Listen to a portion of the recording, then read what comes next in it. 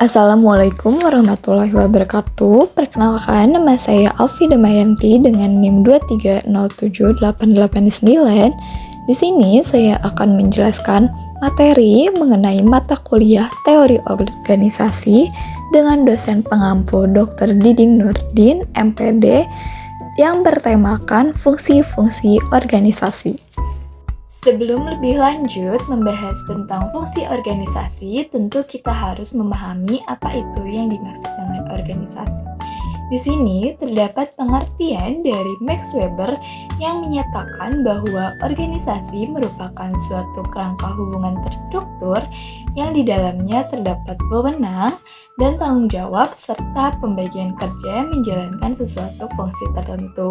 Nah, dari pengertian tersebut kita tahu bahwa di dalam organisasi itu setiap anggotanya mendapatkan wewenang dan tanggung jawabnya masing-masing.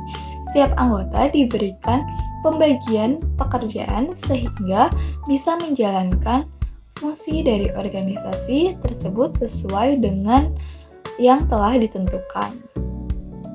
Setelah mengetahui pengertian organisasi, akan lebih mudah memahami fungsi dari organisasi.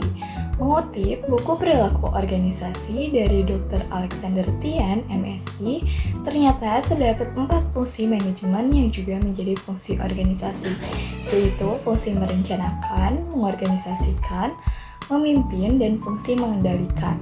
Yang pertama ada planning atau perencanaan, di mana hal ini berkaitan dengan perencanaan dalam organisasi. Di antaranya adalah rencana-rencana yang coba disusun oleh pengelola organisasi, seperti rencana kerja atau kegiatan. Yang kedua yaitu ada organizing atau pengaturan.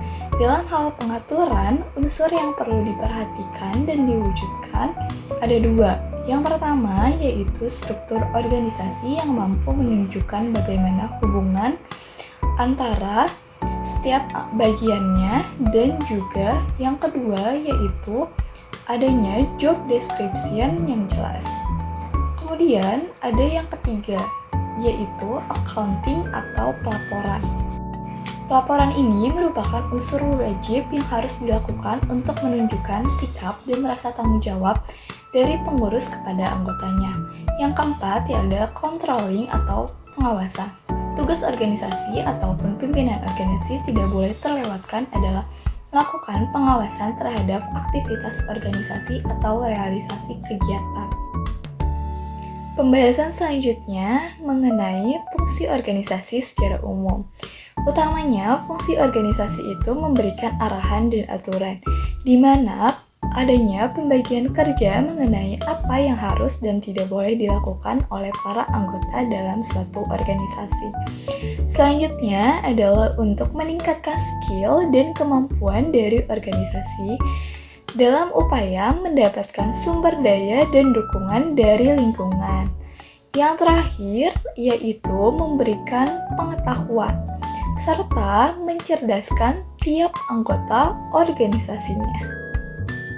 Selanjutnya ada fungsi organisasi secara khusus.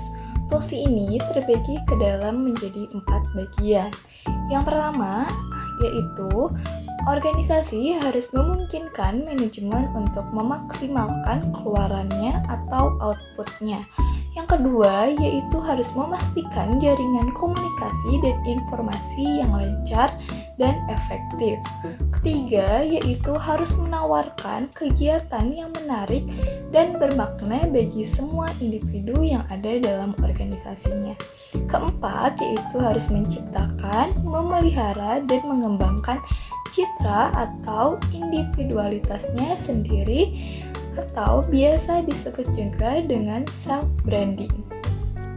Kemudian ada pun fungsi komunikasi dalam organisasi yang terbagi menjadi 4 bagian.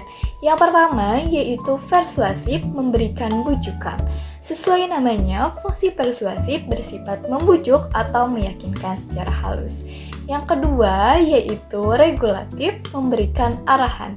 Artinya, komunikasi diharapkan mampu melancarkan aturan dan pedoman yang ditetapkan oleh organisasi untuk kelangsungan organisasi itu sendiri. Yang ketiga yaitu informatif atau memberi informasi. Komunikasi bersifat menerangkan atau memberikan informasi kepada anggotanya. Yang keempat yaitu ada fungsi integratif atau menyediakan saluran. Hal ini berhubungan dengan penyediaan saluran atau hal maupun alat yang biasa mempermudah anggota untuk melakukan tugas dan melaksanakan perintah dengan baik. Setelah pemaparan yang telah disampaikan, kita bisa tahu ternyata fungsi organisasi itu banyak sekali. Tapi sebenarnya perlu atau tidak untuk memahami fungsi organisasi? Nah, jawabannya itu tentu sangat diperlukan. Dengan memahami fungsi organisasi, setiap anggota dapat merencanakan, mengorganisir, dan menggerakkan sumber dayanya dengan lebih efisien untuk mencapai tujuan yang telah ditetapkan. Sekian pemaparan dari materi saya. Mohon maaf bila ada kekurangan dan kesalahan. Semoga ilmu yang diberikan dapat bermanfaat. Wassalamualaikum warahmatullahi wabarakatuh.